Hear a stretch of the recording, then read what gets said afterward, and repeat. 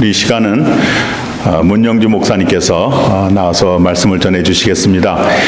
저는 문영주 목사님을 그렇게 많이 보지는 못했는데 이제 이집트에 선교로 가시게 돼서 저희 교회에서 말씀을 전하고 또 선교의 열정을 우리와 함께 나누면서 우리 교회가 어떻게 하면 선교를 할 수 있을까에 대한 그런 그 선교의 영성을 얻는 그런 좋은 시간 되시도록 해서 우리 문 목사님 모시게 되었습니다. 가시기 전에 자기의 꿈과 또 그런 열정을 우리 함께 나눌 수 있는 좋은 시간 되시길 바랍니다.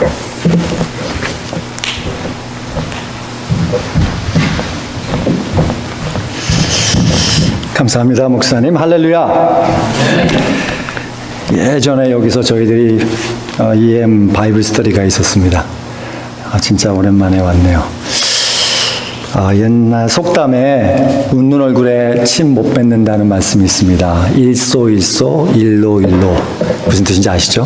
한번 웃으면 젊어지고 한번 성내고 화내면 늙어진다는 얘기인데, 아까 보니까 옆에 있는 분들하고 이렇게 인사를 했는데 별로 안 하시더라고요. 하나님 사랑합니다 라고 한번 옆에 있는 분들한테 말씀하시고 웃음 인사 한번 시작할까요? 하나님 사랑합니다. 제 간증은 선교 가는 거는 좀 설교하면서 중간에 말씀을 드리고요. 제 오늘 말씀은 감동 있는 삶이라는 그런 주제로 잡아봤습니다. 우리 말씀 듣기 전에 한번 같이 기도하시겠습니다.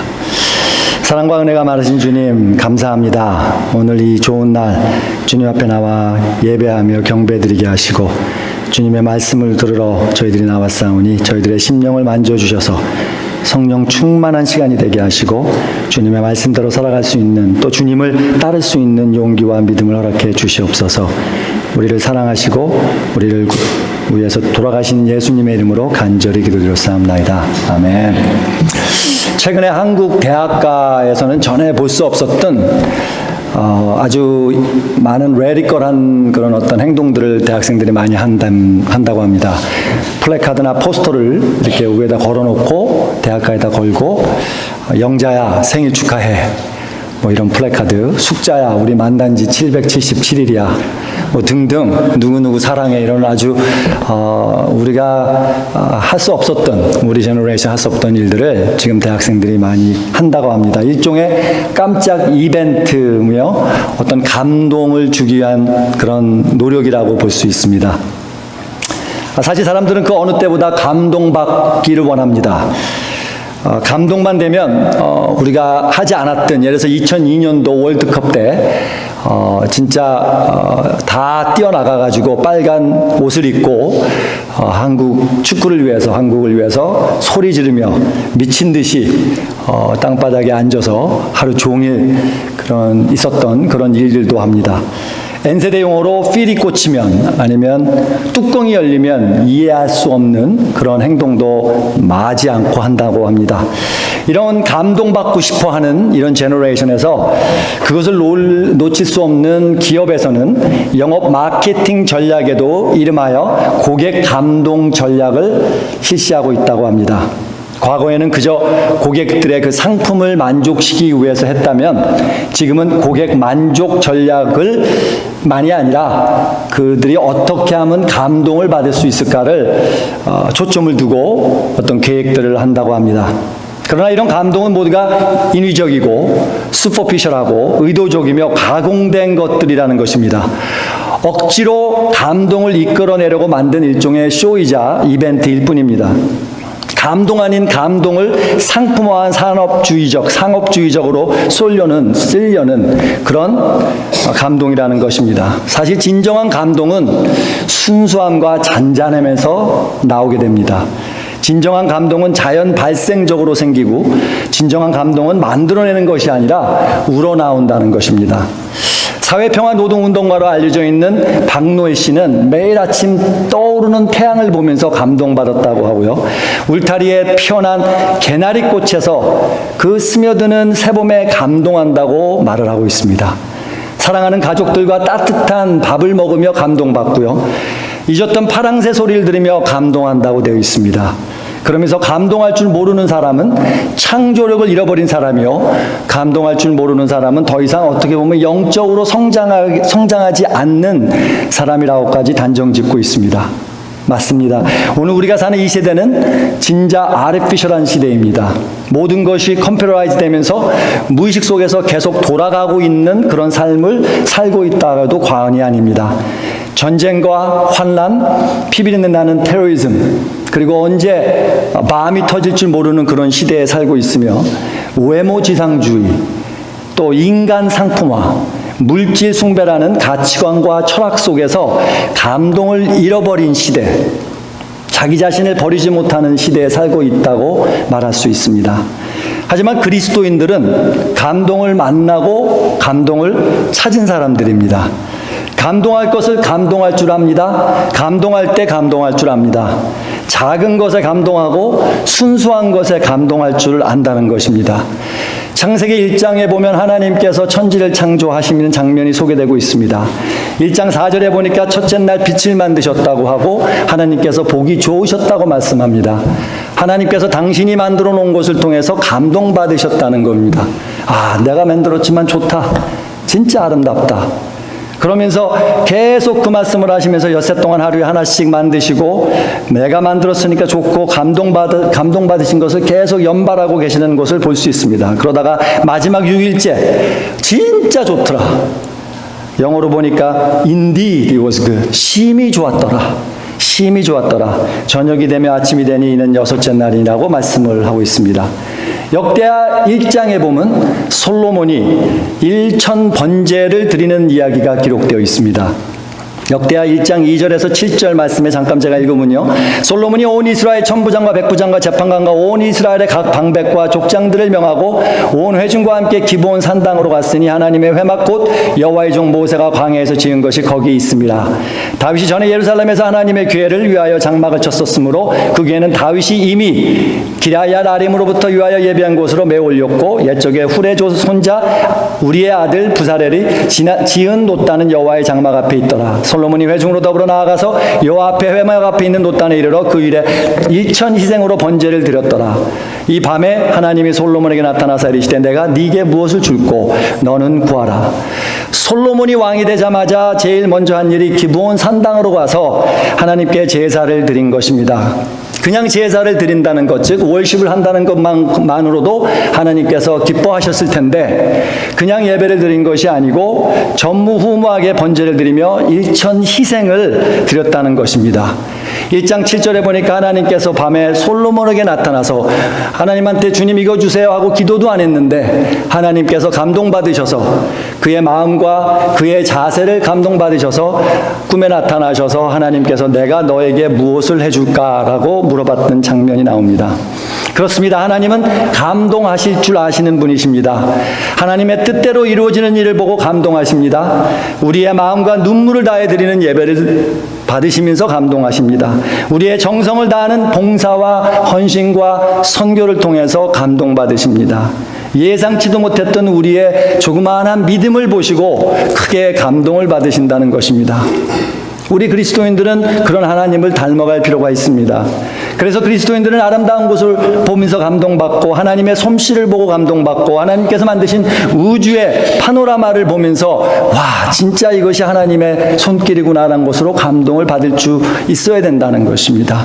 아마도 예술의 대가들 가운데 그리스도인들이 많은 이유가 바로 이것 때문이 아닌가 싶습니다. 1975년에 영국의 에버든 대학교에 생화학자 닥터 한스 코스텔리츠와 닥터 존 휴스라는 분들이 뇌 속에서 생성되는 호르몬을 연구하다가 몰핀보다 정확하게는 약 몰핀보다 한 100배가 더 강한 물질을 발견하고 이것을 체내의 몰핀이라고 그래서 그 이름을 엔돌핀이라고 말을 했었습니다. 여러분 다 아실 거예요.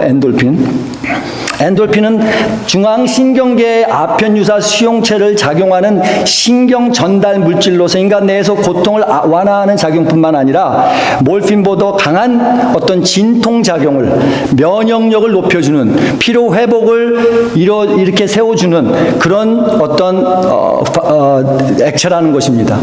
그것을 발견하고 그것을 어떻게 그것이 나오는가를 연구해 봤더니 여러분들 잘 아시다시피 마음이 기쁘고 즐거울 때 때, 많이 웃을 때 그것이 생산된다는 것을 발견했습니다. 근데 정반대로 우울하고 화를 내고 짜증을 내고 이럴 때는 아드레날린이라는 정반대에 다는 그런 어떤 액체가 몸에서 나온다는 것도 발견이 됐습니다. 즉 초조해지고 짜증내고 마음과 생각이 어떤 증오로 감싸있고 이럴 때 우리 몸에서는 악독한 것들이 나온다는 얘기입니다.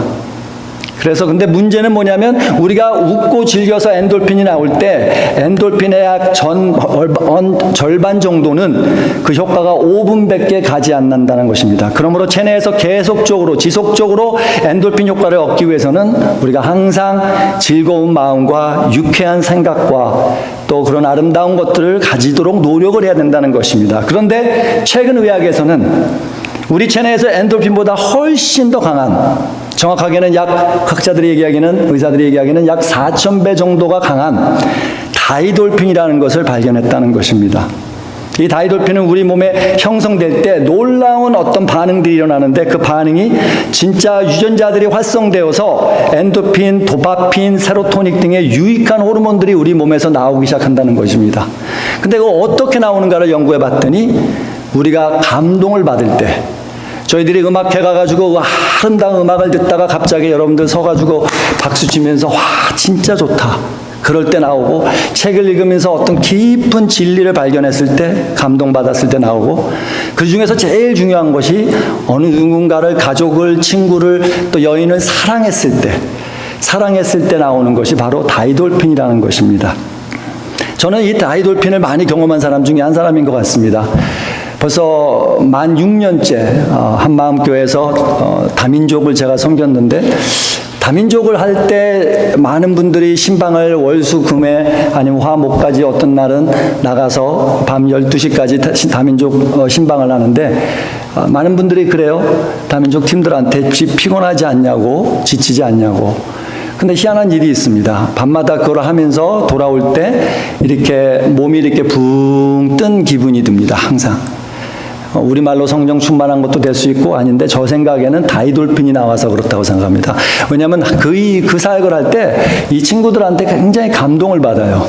아무것도 아닌 것을 갖다 줬는데도 너무 눈물 흘리면서 좋아하고, 복음과 또 저 하나님의 말씀을 전했을 때 그것을 받아들이며 같이 예배를 드릴 수 있다는 것에서 감동받고, 여러 가지 면에서 저희들이 우리가 준 것보다도 받는 것이 훨씬 많다는 것을 느끼는 그런 감동, 그리고 하나님께서 어떻게 우리 같은 부족한 사람들을 쓰셔서 그 예수님을 알 수도 없는 무슬림들을 이곳에 보내셔서 이렇게 저희들이 접촉하게 하시고 그들에게 다가가게 하시고, 그들을 한 250명쯤 되는 그 숫자를 한 500명까지 했는데 한 250명은 이 지역을 떠났고 다른 주로, 각 주로인 뭐 필라델피아나 무슨 다른 디트로이트나 이런 데로 떠나고, 지금 우리가 현재 하고 있었던, 제가 이제 그만두고 나오면서 다민족이 어떻게 될지는 모르겠지만, 그 미니스트리가 어떻게 될지는 모르겠지만, 지금은 현장에는 그렇게 많은 분들을 하면서 느꼈던 거는 진짜 감동이었다는 것입니다.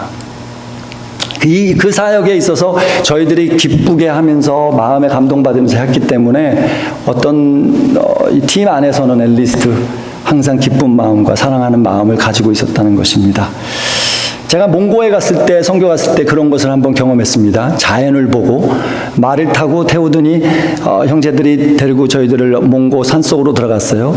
와일드 홀스들을 타고 들어갔었는데, 선교팀이 많은 친구들은 뒤에 남아있고 말 안 탄다 그래서 말 타는 형제들하고 자매들만 좀 타가지고 이제 그 몽고 학생들이 이끌어서 갔는데, 어느 순간 계곡을 지나고 이렇게 산을 올라가서 딱 말을 내리라고 그래서 내려서 거기서 또 말을 끌고 이렇게 올라가서 평지로 약간 내려가면서 딱 나가는데, 그 앞에 펼쳐진 씬이 얼마나 아름다웠냐면 제가 숨이 막힐 정도로 아름다웠어요.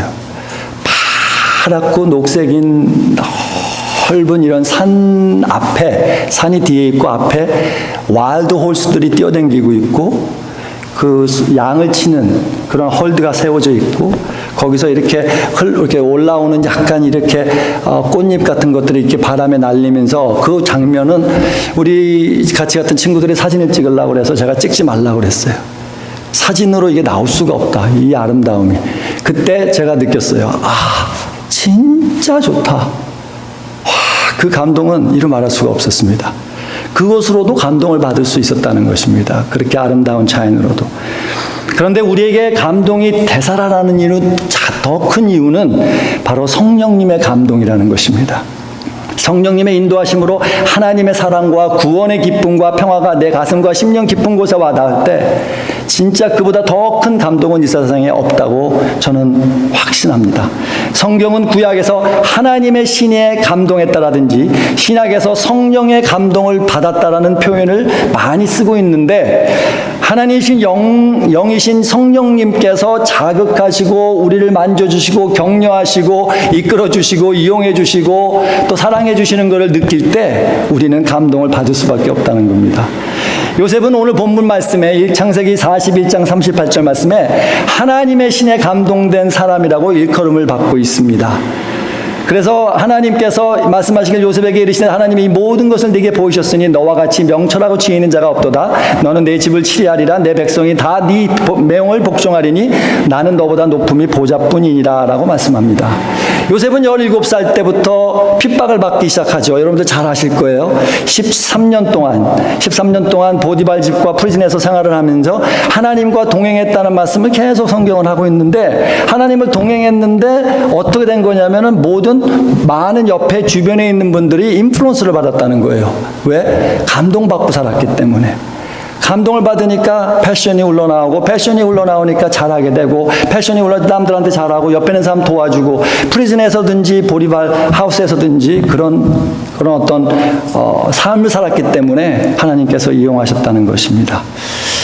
감동이 없는 시대에 살면서도 성령님께서 우리의 심령 가운데 오셔서 만져주시고 자극해 주셨을 때 그 감동을 가지고 우리가 신앙생활을 할 때 우리는 꼭 임팩트를 만들 수 있는 삶을 살 수 있다는 것입니다.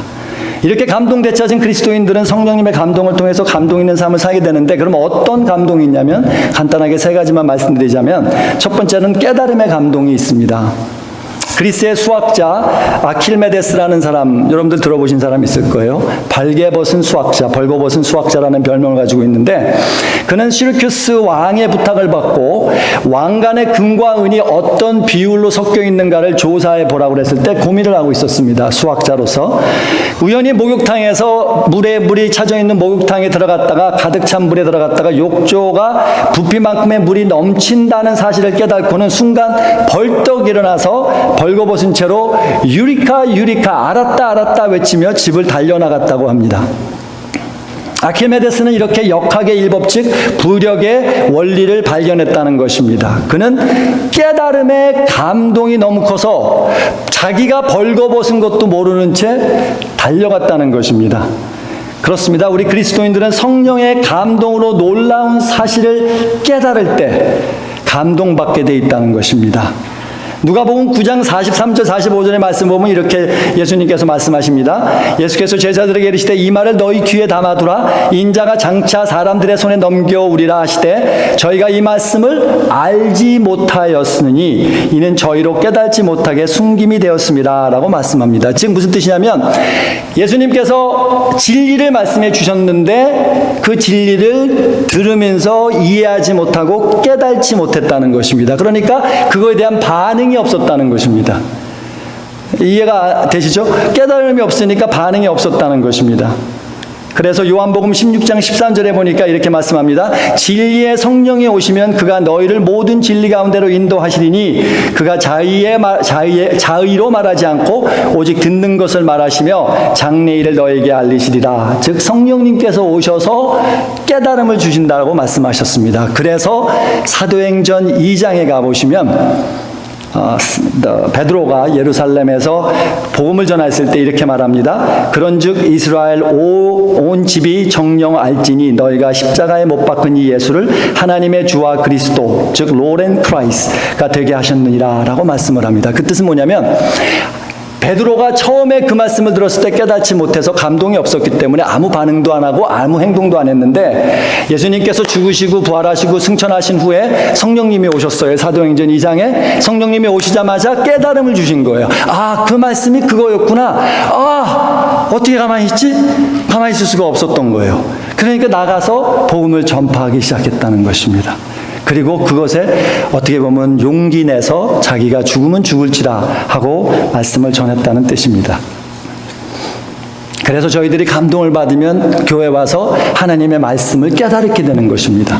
말씀을 오래 들은 분들도 그럴 거예요. 어떤 말씀을 들으면서 그냥 지나가다가 어떤 날 오셨는데 그 말씀을 딱 읽다가 아니면 듣다가 이게 그러면서 갑자기 감동이 오시잖아요. 나 이렇게 살아야겠다. 나 이거 해야지. 이런 어떤 감동을 받으셔야지 그걸 행동으로 옮길 수 있다는 것입니다. 그래서 눈물로 찬양하게 되는 것도 같아요. 성가대가 앞에서 찬양을 할 때도 듣다가 그냥 좋았어 하는 것도 있지만 어떤 날 그 찬양을 들으면서 갑자기 눈물이 주르륵 날 때, 저는 그런 찬양이 있습니다. 찬송가 210장 제가 좋아하는 찬송인데, 내 재산 바꿔서 예수를 안디. 저는 그 찬양을 부르면요, 이게 누가 부르든지 뭐 이렇게 들으면 눈물이 나요. 예수님이 나같이 죄인을 용서해 주시고 저를 갖다 이렇게 들어서 쓰려고 그러시는구나. 근데 참 그게 참 감동이에요. 그리고 내가 다시 어떻게 살아야 되지? 이런 생각을 하게 되는 것입니다. 그래서 첫 번째는 감동을 되찾은 그리스도인들은 성령님의 감동을 통해서 감동에 있는 삶을 살게 되는데 깨달음의 감동이 있고, 두 번째는 감사의 감동이 있습니다. 주 155년 2월 23일 서머나 운동 경기장에는 구름과 같이 많은 사람들이 모여들었다고 합니다. 서머나의 교회 감독이었던 폴리캅이라고 그러죠. 한국에서는요. 잘 아실 거예요. 사도 요한, 마지막 사도였던 요한의 수제자입니다. 그 사도 요한의 수제자였던 폴리캅이 이제 순교를 하기 바로 직전에 앞에 서서 그 친구였던 섭정관 가이사가 만약에 로마 황제를 주라고 시인하고 예물을 드리면 너가 살리라 그랬을 때 이 폴리캅이 교회 사에 나와 있는 아주 유명한 말씀을 하고 불에 타서 순교하시는데, 말씀한 것이 86년간을 주님을 섬겨왔는데 단 한 번도 주님은 나를 섭섭하게 하신 일이 없습니다. 내가 어찌 나를 구원해 주신 내 왕을 욕하고 배반할 수 있겠습니까? 사람들이 화형시키기 위해 기둥에 묶으라 하자 이렇게 말했습니다. 나를 이대로 버려두라. 불을 견뎌내게 힘을 주신 주님께서 이 불길 속에서도 나로 하여금 움직이지 않고 남아있게 하여 주실 것이라 라고 말씀을 했다고 합니다. 폴리캅이 이렇게 감동적인 순교를 할 수 있었던 것은 지난 86년간 주님에게 얼마나 감사했는가, 당신이 얼마나 주님께 감사했으면 그 감동으로 살았기 때문에 죽음도 두려워하지 않고 순교 앞에서 컴프로마이즈 하지 않고 아름답게 순교를 했다는 것입니다. 그래서 그 감사는 우리에게 감사의 감동을 느낄 수 있게 해준다는 것입니다. 마지막으로 감동을 일으키는 감동이 또한 있다는 것입니다. 깨달음의 감동이 있고 감사의 감동이 있고 감동을 일으키는 그런 감동이 있다는 것입니다. 사도행전 6장에서 7장을 보면은 초대교회 순교자 스데반의 이야기가 기록되어 있습니다. 잘 아시는 스토리죠. 사내들인 공회에 끌려가 당당하게 성령 충만한 가운데 말씀을 전하십니다. 6장 8절에 보니까 스데반이 은혜와 권능이 충만하여 큰 기사와 표적을 민간에게 행하니 라고 말씀이 나와 있습니다. 6장 10절에 보니까 스데반이 지혜와 성령으로 말함을 저희가 능히 당치 못하여, 6장 15절에 공회 중에 앉은 사람들이 다 스데반을 주목하여 보니 얼굴이 천사와 같더라. 근데 사내들인 공회에서 회원들이 이 말을 듣고 마음에 찔려서 이를 갈기 시작했다고 나와 있습니다.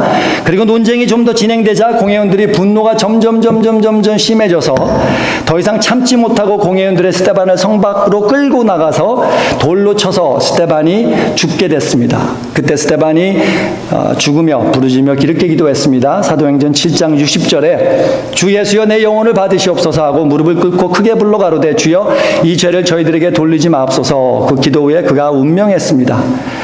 사도행전을 기록한 저자 누가는 이 부분을 기록하면서 두 가지 주목할 반응을 암시하고 있습니다. 첫 번째는 하늘나라의 반응이고 두 번째는 땅의 반응이 있었습니다.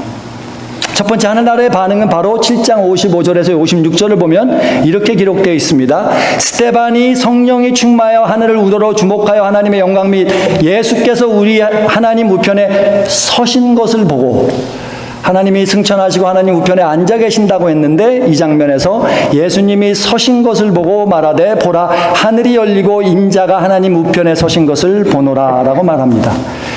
즉 예수님께서 스데반이 죽는 순교하는 모습을 보시면서 자리에 앉으셔 계시지 않고 감동받으셔서 일어나셔서 쳐다보고 아니면은 응원하고 계셨다고 얘기할 수도 있을 겁니다. 아니면 스탠딩 오베이션을 했을 수도 있습니다. 하늘의 반응이 바로 하나님이 감동받았다는 것입니다. 하나님의 감동을 드렸다는 것입니다. 당신이 감동을 받고 있으니까 그 감동으로 순교하면서 하나님을 감동시켰다는 것입니다. 그렇습니다. 성령의 감동으로 큰 감동을 받고 주를 위해 드리는 헌신은 주님을 감동시켜 드립니다.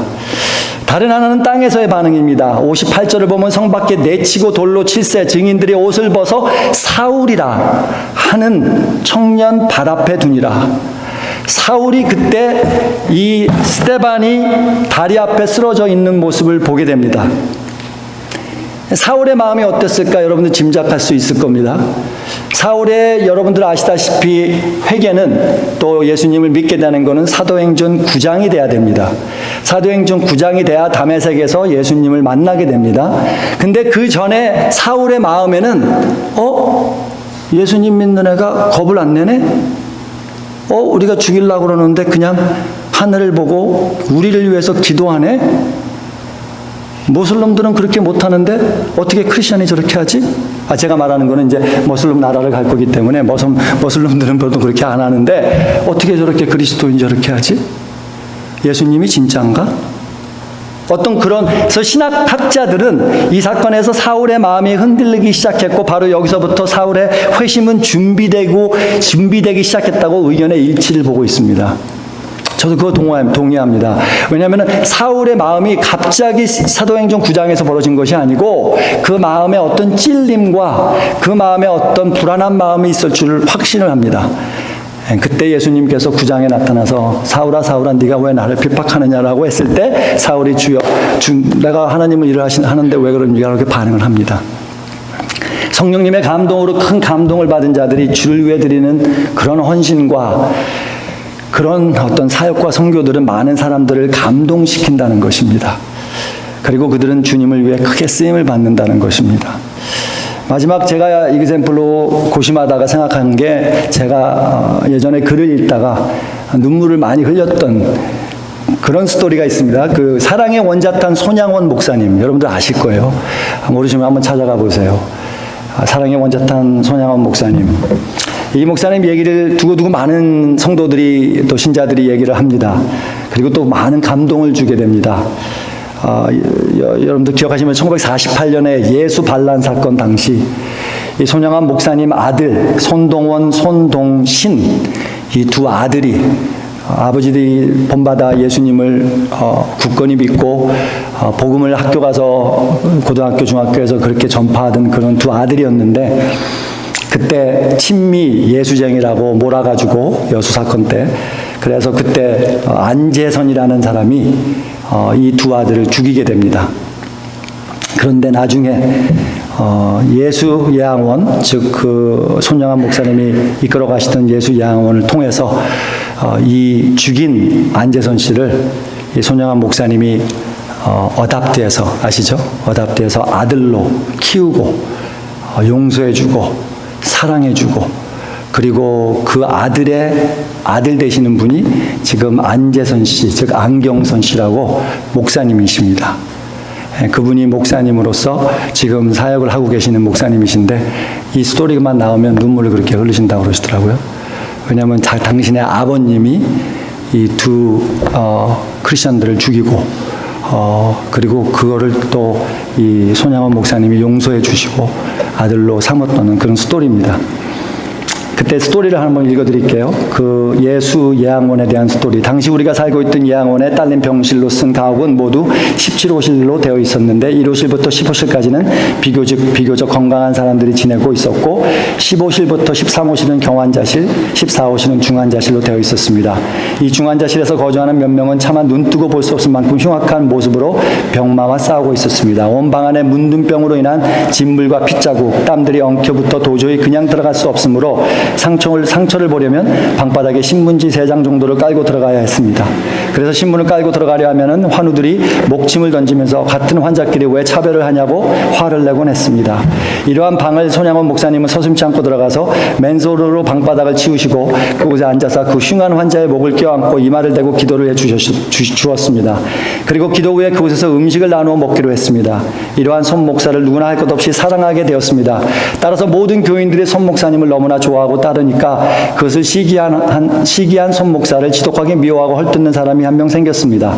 그 사람은 폐병 환자였는데 손 목사는 새벽 기도를 드린 후 자기를 가장 미워하는 그 집에 매일 들려 그의 머리에 안수 기도를 해주었고 좋은 음식이 생기면 그 집에 가서 같이 그들을 대접했습니다. 이러한 손 목사님의 모습을 교인들이 보고 목사님은 왜 그렇게 미워하는데 왜 무엇 따라 그렇게 하느냐고 묻자 손 목사님은 사랑으로 녹여내야 합니다 라고 대답했다고 합니다.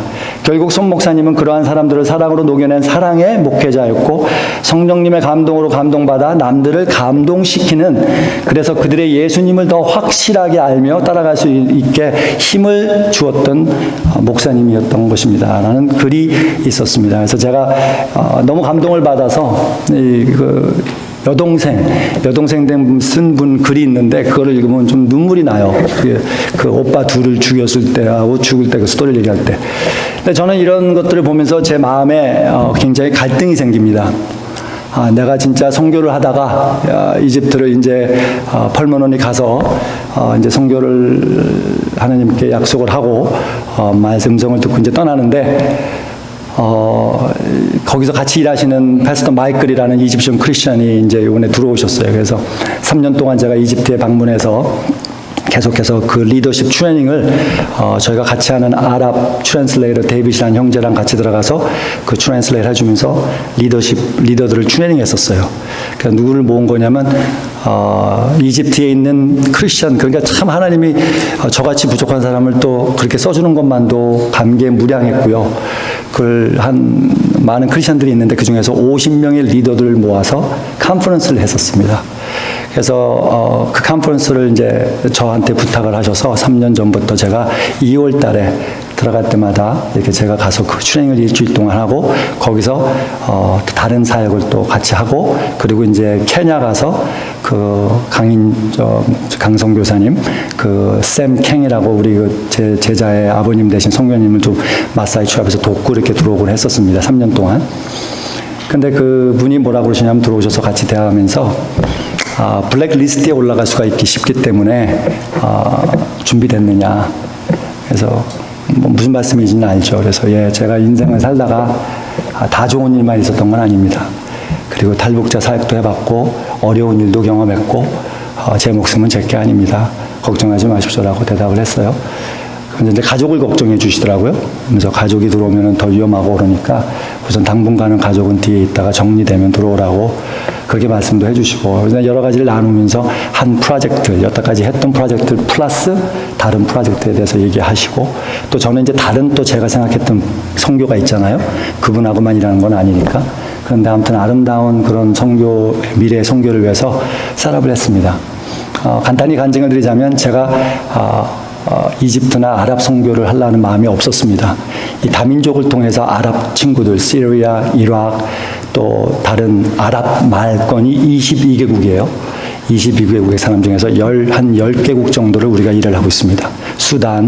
또 수단도 아랍 말을 쓰기 때문에, 그리고 머슬림들이 많기 때문에, 여러 나라들을 같이 하고 있는데, 그런데 마음에는 제가 가고 싶었던 곳은 가나 아니면 태국이었어요. 그리고 왜냐하면 제가 선교를 2010년부터 다른 선교를 많이 하다가 2010년에 가나하고 태국을 많이 갔었어요. 왜냐하면 가나하고 태국에 제가 친하고 임철순 선교사님 네 분이라고 가나에 학교를 지으신 분들이 있어요. 그래서 저보러 와서 원래 교육에 좀 인버브돼 있었기 때문에 학교를 맡아주고 세미너리를 세우자. 그리고 전도하자. 그리고 가나는 영어를 해요. 그러니까 프렌치가 아니라. 그러니까 제가 영어로 하니까 문제가 없는 거예요. 가나 갔을 때는 설교를 또 티칭을 그대로 영어로 하면 다 알아들어요. 그래서 가나 아니면 이제 태국은 또 홍정길 목사님의 사촌 동생인 홍성원 선교사님이 저하고 되게 친해요. 거기서 셋업을 벌써 해놓으셔서 기아 대책을 통해서 셋업하시는 거하고 다른 사역들이 교회 개척 사역, 즉 라오스, 캄보디아까지 넘어가서 교회 개척을 3개 교회를 개척했거든요. 같이. 그랬는데 돈도 얼마 안 들어요. 한 3,000불씩 들어가지고 교회 개척하고 정글 안에 이렇게 했는데 거기가 너무 좋은 거예요. 음식도 맞고 마음도 편하고 같이 할 사람도 있고 저는 지금이라도 그 두 쪽은 지금에도 뭐 달려가도 문제가 없어요. 그 기도를 했어요. 주님 한 곳만 한 곳을 가야 되니까 롱텀으로 가면 또 거기서 좀 왔다 갔다 하더라도 그렇게 기도를 했는데 마음에 평화가 없어요. 그래서 주님 왜 이렇게 저한테 빨리 안 말씀해 주십니까? 가라. 그럼 가겠습니다. 이제 나이도 있고 이제 뭐 한 15년, 20년 하면 이제 뭐 하나님의 은혜로 하면 그 정도 성교하지 않겠습니까? 라고 생각하고 기도를 했는데 안 주시는 거예요.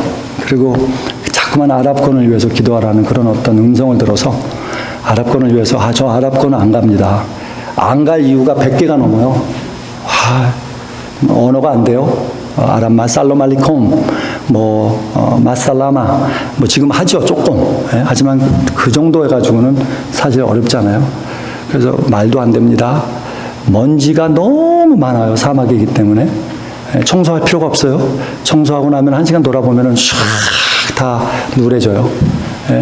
그리고 음식도 어렵죠. 음식은 이제 뭐 저는 익숙해져 있습니다. 아랍에 가서 많이 먹어서 또 여기서도 많이 하고 그래서. 하지만 여러 가지 조건이 너무 안 맞는 거예요. 주님, 저는 뭐 위험한 거는 그렇게 걱정을 안 했어요. 위험하다 그러는 거, 뭐 이런 거는. 근데 아닙니다. 그랬는데, 기도를 하는데 마음에 너무 평화가 있는 거예요. 그리고 이제 어떤 기적적인 일이 있었어요. CD 선교단체라고 이원상 목사님이 중앙장로교에서 원로 목사님이셨던 그분이 하셨던 CD 선교단체에 오라고 해서 가서 설교 말씀을 좀 전해드리고 제 계획을 물어보시는데 목사님 여기 올라와서 다민족 좀 하세요 그러세요. 그래서 다민족이요? 다민족은 뭐 제가 선교 가기 전까지는 도와드릴 수 있습니다. 근데 다민족 때문에 움직이는 건 아닙니다. 그랬더니 어디 가시려고 그러세요? 그런데 저는 제 생각에 마음에 가나나 태국입니다라고 얘기하려고 딱 했는데 입에서 이집트입니다. 이렇게 딱 나왔어요. 그래서 내가 이거 아닌데? 그런데 아닙니다. 그럴 수 없잖아요. 한 5분의 선교사님이 같이 앉아 있었는데 그래서 하나님의 뜻인가 보다. 그리고 기도했는데 마음이 편해지더라고요. 그래서 이제 다음 주 다민족은 지난 8월 말로 저희들이 이렇게 예배는 종결했습니다. 왜냐하면 여러분 들으셨겠지만 지금 한마음 기도 좀 많이 해주세요. 한마음 교회가 좀 어지러워요. 지금 힘든 게 많이 있는데 일이. 그래서 사역자들도 많이 떠나시고 저는 그런 이유 때문에 떠나는 게 절대로 아닌데 제가 먼저 떠난다고 말씀을 해놓는데 어려운 일이 벌어져서 많이 나가시고 집사님들도 많이 나가시고 뭐 이런 어려운 일이 있어요. 그런 와중에 제 마음이 너무 진짜 무겁고 해서 어떻게 할까 하다가 그러면 그래도 저 가야 되니까 8월 말에 가겠습니다라고 했는데 9월 11일까지 좀 있어달라고 그래서 9월 11일 다음 주가 이제 한마음교회에서 마지막 예배가 되고 저는 이제 기도받고 파송은 아니고 한마음은 파송은 안 해요. 선교사를. 그래서 기도받고 이제 저는 떠납니다. 근데 제 마음에 이집트를 품을 수 있는 근데 또 22개국의 아랍권을 품을 수 있는 저는 이집트가 베이스 캠프고요. 이집트가 아랍권의 어떻게 보면 할리우드예요. 그래서 모든 아랍권 나라들이 이집트를 항상 중심가라고 보고 아랍 말도 아랍 연속극, 드라마, 뭐 인터테인먼트도 다 이집트에서 나와요. 그래서 이집트가 중심이 되기 때문에 모든 사람들을 다 이렇게 연결해서 할 수 있는 그런 트레이닝을 지금 하고 있어요. 그래서 지금 저희들이 했던 트레이닝 중에서 50명 중에서 제가 가서 챌린지 준 게 왜 여러분들은 이집트에만 선교를 하려고 하십니까? 물론 이집트에 지금 선교지죠. 머슬럼들이 뭐 90%가 되니까. 하지만 다른 지역도 가셔야 되지 않겠습니까? 그래서 13명이 작년에도 13명이 선교사로 나가겠다고 커미먼트를 했어요. 이집션 크리스천들이. 그들은 아랍말을 하고 아랍 컬처를 알고 해서 저희들이 가서 얼마만큼 하겠어요? 잘 못하죠. 힘들죠. 물론 기도해주고 도와줄 수 있죠. 같이 가서 할 수 있죠. 하지만 그들이 필요하잖아요. 하나님에게 저에게 그런 어떤 아름다운 계획을 이렇게 보여주셔서 또 하게 해주셔서 감사드리고 진짜 매일 감동이에요. 그래서 무섭냐고 물어봐요. 어떤 사람들이. 그래서 아니요. 그건 무섭지는 않습니다. 근데 가족들은 좀 걱정이 돼요. 사실 데리고 가서. 그래서 가족들을 킷냅도 한대요. 먼저. 그래서 쫓아내게. 그 가족을 누굴 한 사람을 킷냅도 애들을 킷냅도 하면 나 내보내는 건 쉽게 내보낼 수 있으니까. 그래서 그걸 위해서 좀 기도해 주시고, 비자 문제가 있습니다. 그래서 비자는 여행 비자로 리뉴가 되는 줄 알았더니 잘 안 돼서 오래 있으려면 두 가지 방법, 언어를 1년, 그건 딱 1년 비자 하든지 아니면 회사를 만들어서 페이크 회사죠. 그래서 앞에서는 회사인데 뒤에서는 선교를 하는, 서든 베프티스트 컨벤션에서도 그런 걸 많이 하는데 아마 그게 돼야지 비자가 될 것 같아요. 잘 오랫동안. 그래서 그 위해서 기도해 주시고, 또 여러분들 가서 아까 제 생각에도 그래요. 물질적인 것보다도 사실 기도가 되게 필요한 선교고, 여러분들 여기 제가 오게 된 것도 하나님의 뜻인 것 같고, 와서 말씀드리고 싶었던 거는 이제 서 목사님 오셔서 또 기도해 주시겠지만 저를 위해서 좀 많이 기억나시는 대로 기도 좀 많이 해주시면 감사하겠습니다. 그래서 오늘 말씀 정리하겠습니다. 저희들의 성령의 감동으로 감동을 받아 살아가는 그런 우리 그리스도인들이 되기를 주님의 이름으로 축원드립니다. 아멘. 같이 기도 한번 하시고 서 목사님 올라오시겠습니다. 주님 감사합니다. 저희들에게 주님을 사랑하는 마음 주셔서 인생을 살면서 이모저모로 빚으셨다가 뜻이 있으셔서 저와 또 다른 분들을 주님의 영광을 위해서 쓰시기를 원하시는 주님 감사드립니다. 이 교회를 축복하시고 이 교회에서 또 하고자 하시는 비전과 목적과 또 선교들이 왕성하게 일어나서 진짜 많은 분들이 오셔서 이 교회가 주님 보시기에 아름다운 쓰임받는 교회 되게 축복 내려주시고, 이제 또 선교를 떠나는 저와 저 가족들도 주님이 인도하셔서 어디 가든지 주님의 복음을 위해서 살아갈 수 있게 인도해 주시옵소서. 오늘 말씀을 다시 한번 감사드리며 예수님의 이름으로 기도드렸사옵나이다. 아멘. 계속해서 우리 합심으로 기도하겠습니다. 우리들도 주 안에서 주님이 주신 은혜로 감동받고 감동적인 사람이 되게 달라고 기도하십시다. 성령님의 감동을 받고 다른 이들에게 감동을 주는 그런 사람, 감동 있는 사람 되게 달라고 우리 같이 소리를 내어서 기도하겠습니다. 하나님 아버지 참으로 감사합니다. 주님의 사람으로 성령님의 감동, 하나님의 신에 감동한 사람 될 수 있게